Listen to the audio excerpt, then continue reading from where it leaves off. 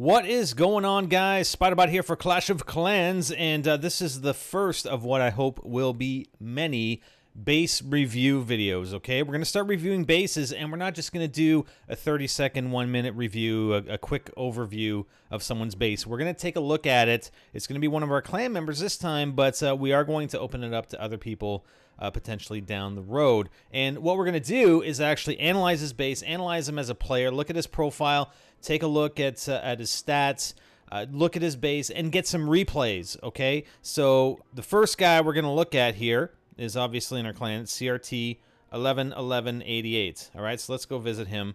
And he is brand new to the clan, and he just happened to be around when I was asking people if they want a base review done, okay? And he was around, so, and he's high level Townhall 8. And what we look for when we bring people into our clan are high level Townhall 8s or Townhall 9s. Okay, that's pretty much the range of what we look at. And there are some other requirements that we look at in their profile, as we'll see here, but you can see that he's very high level Townhall 8. He doesn't have much left to upgrade. I think it's just mainly his a few Dark Elixir troops and his walls that he has left to upgrade, right? And then he's going to go on to Townhall level 9. So let's take a look at his profile first, and let's see how he's looking. So I usually look at gold grab because that'll tell you fairly well how much the person actually raids to get their resources in order to get their upgrades, or if they're gemming, or, I mean, another possibility is that they've just been playing since day one. They farm a lot of their resources out of their gold mines and their elixir collectors. But he's got over 217 million gold grab, over 208 million elixir escapade. He's won 1,826 multiplayer battles. Very, very good. Very good. Has more successful defenses than I do, but I usually have my Townhall outside my base. Nowadays, he looks like at least he's keeping his Townhall inside. What else? He donates quite a bit, way more than I do. He's over 21,000.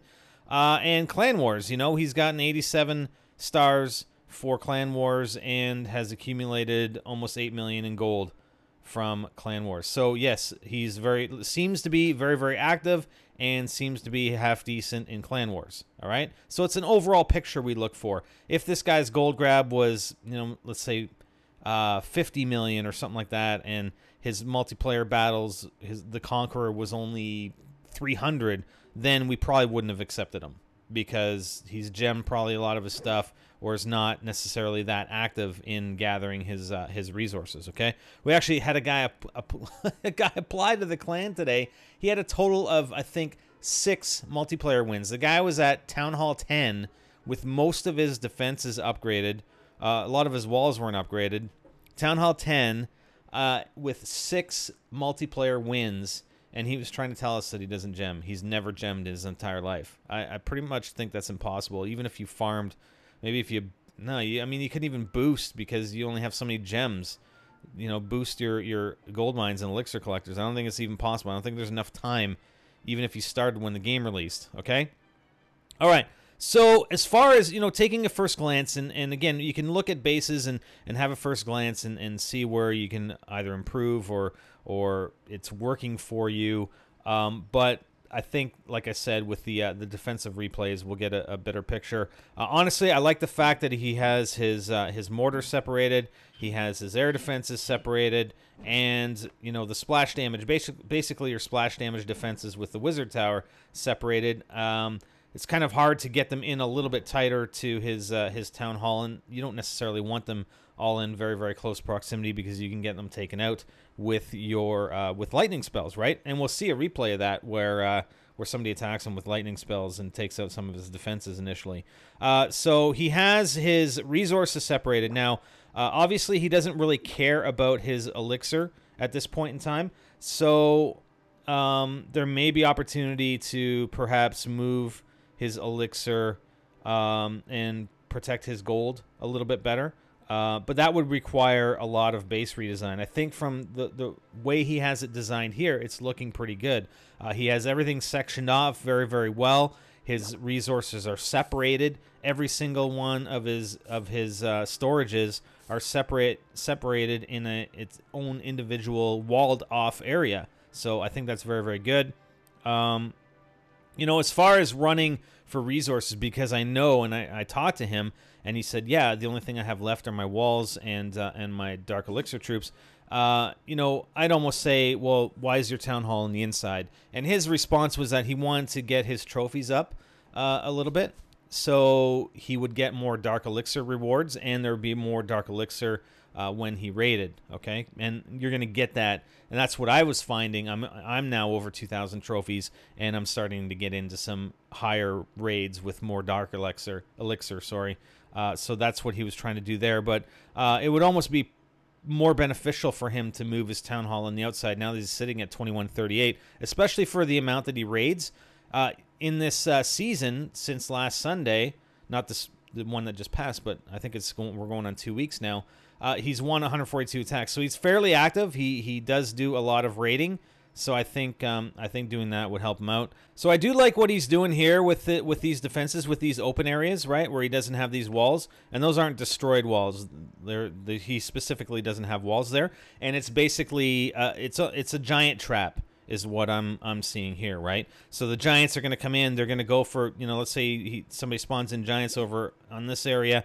They're going to come in towards that cannon, and they're going to hit the 2 giant bombs, right? And same thing up here. They're going to hit the hidden Tesla and then go for the cannon. We get a giant bomb, spring trap, and a bunch of stuff here, and a bunch of spring traps that we see right there. So, yeah, I see what he's trying to do. Also, over here, the only issue with that is that, let's say it's a Hog Rider attack. I mean, I can see giants are definitely going to go for the hidden Tesla and then to the cannon, but if it's a Hog Rider, depending on where they get spawned in, if they spawn in from up here to the cannon, well, they're not going to go through the giant bomb. They may not necessarily trigger the giant bomb, depending on how many come in. They may just attack the cannon and then jump over to the wizard tower, right? And then they're going to jump back to the hidden Tesla. I'm pretty sure they're still going to be in proximity to the giant bomb, but I think you really want them to go right through it. So perhaps they're not going to take all the splash damage from that giant bomb. I'm not sure exactly how the splash damage radius works, but you do get that ring around it, right? So they may avoid a lot of that. And then they jump back to the Tesla, and then they jump to the Archer Tower. So that spring trap is really sort of ineffective for a hog attack. I would almost like to see maybe the hidden Tesla.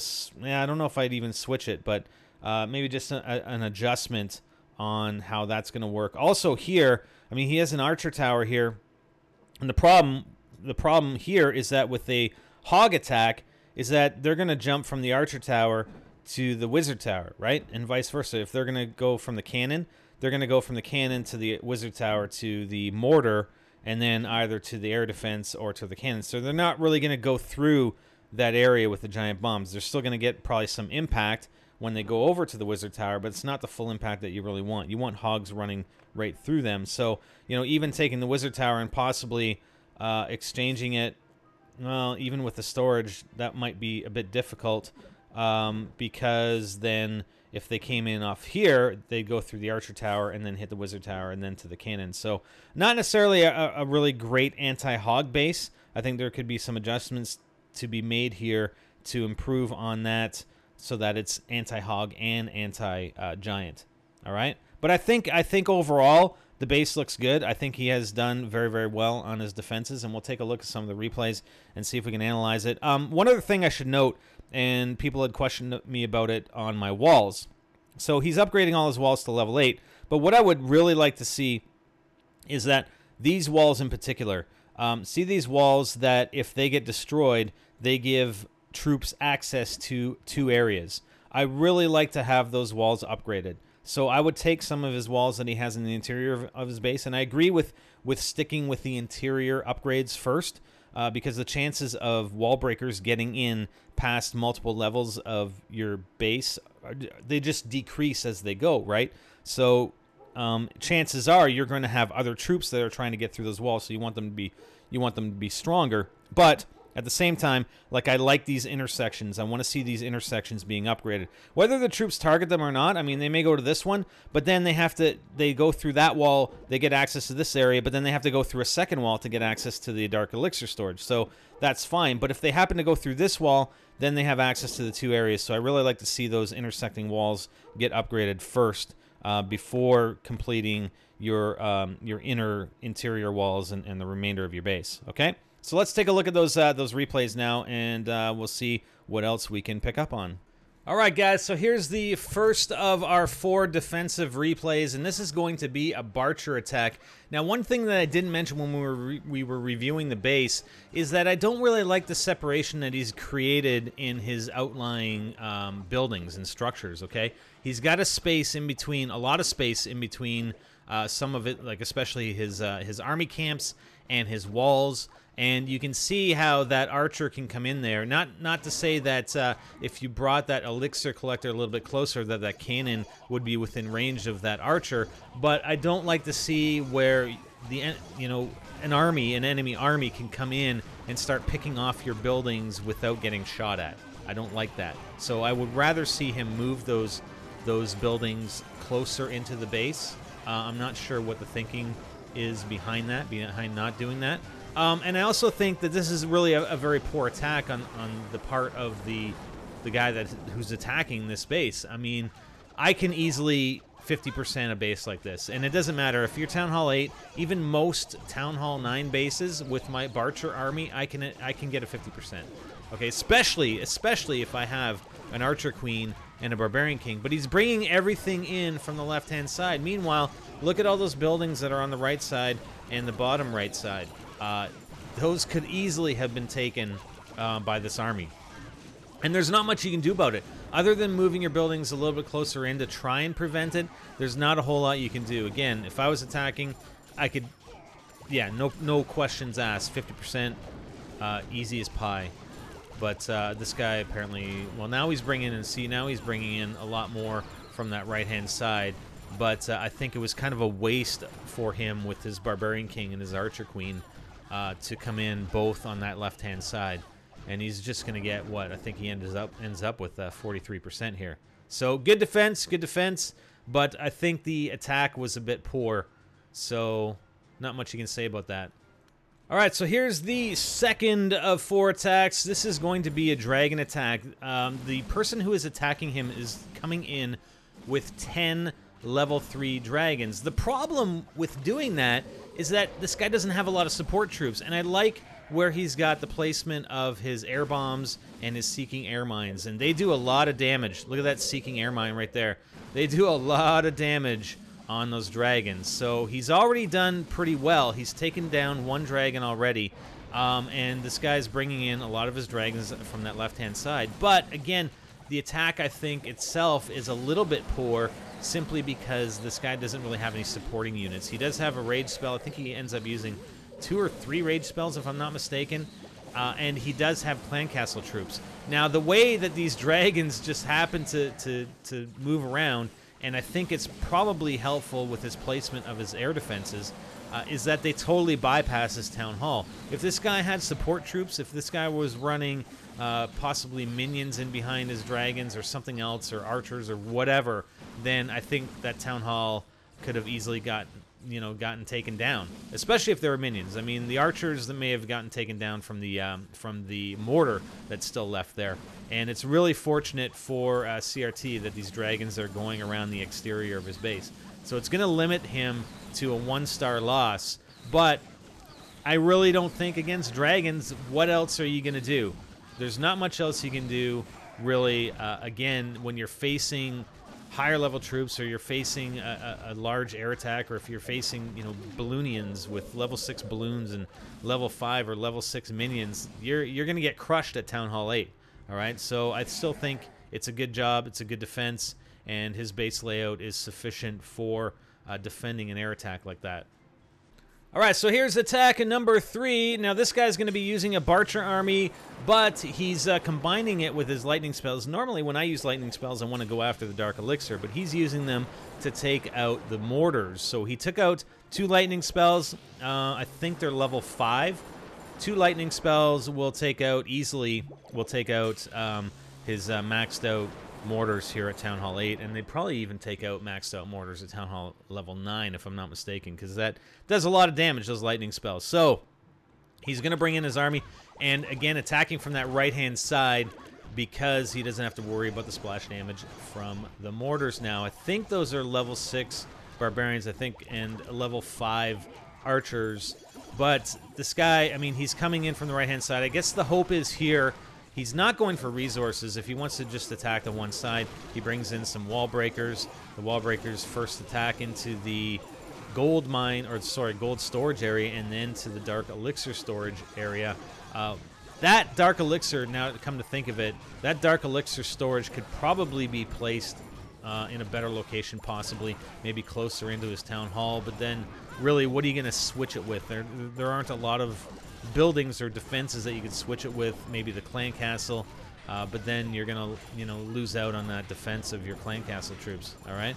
So he's bringing in his archer queen. He's got his barbarian king coming in, and he gets fairly close to the town hall. But I got to tell you that other mortar does a fine job of distracting and taking out the archers that were taking out the town hall, and those air bombs did a good job against the minions. So again, I think he's got good placement of those air bombs and the seeking air mines, and that was a good defense. I think that was a good defense, especially for that guy taking out the mortars. But again, it comes down to the attacker. I'm not sure exactly what the attacker was thinking, spending 88,000 elixir on 4 lightning spells and then using them to get a return of what, including the troop training cost, right? And he got very, very little return for that, and only a 1-star win.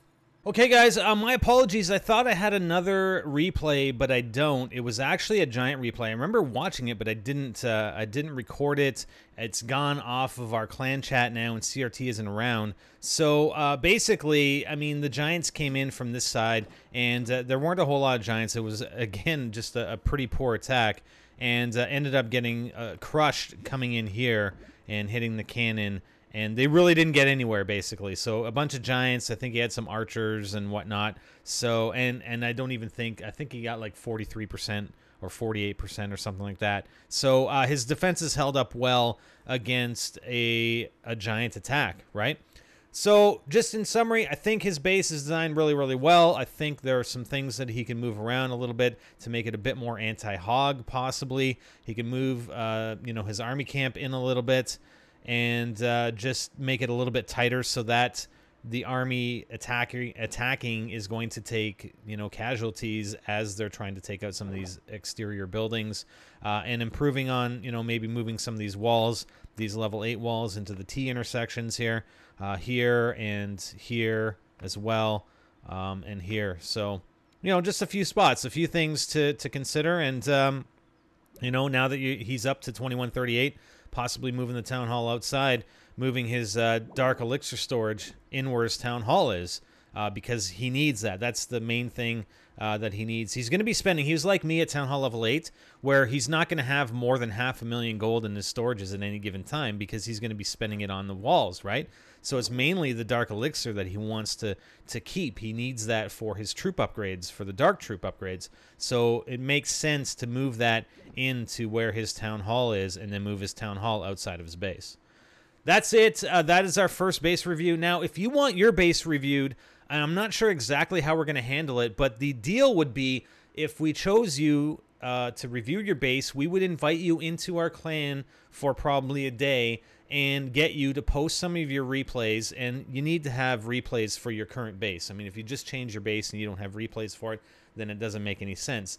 So what we'd probably need, and let's just start with this and see if it works. In the video comments, if you want to post your ID, who you are, I'm NGT Spidey, right? Or CRT 111188, your full clan name, and indicate what your flag is, like what is the color of your flag or the colors on your flag, just in case there are other clans that are called the same name. Because if you look up NGT Spiderlings, there's a few that, and hopefully they have different flags, okay? So we'll be able to find you. We'll invite you into the clan.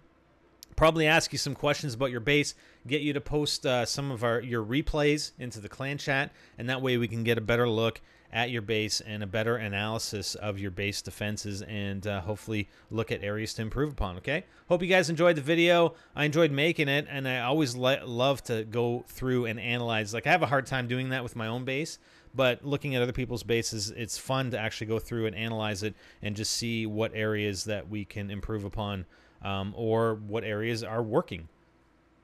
Again, hope you enjoyed. I'm Spider. See you next time.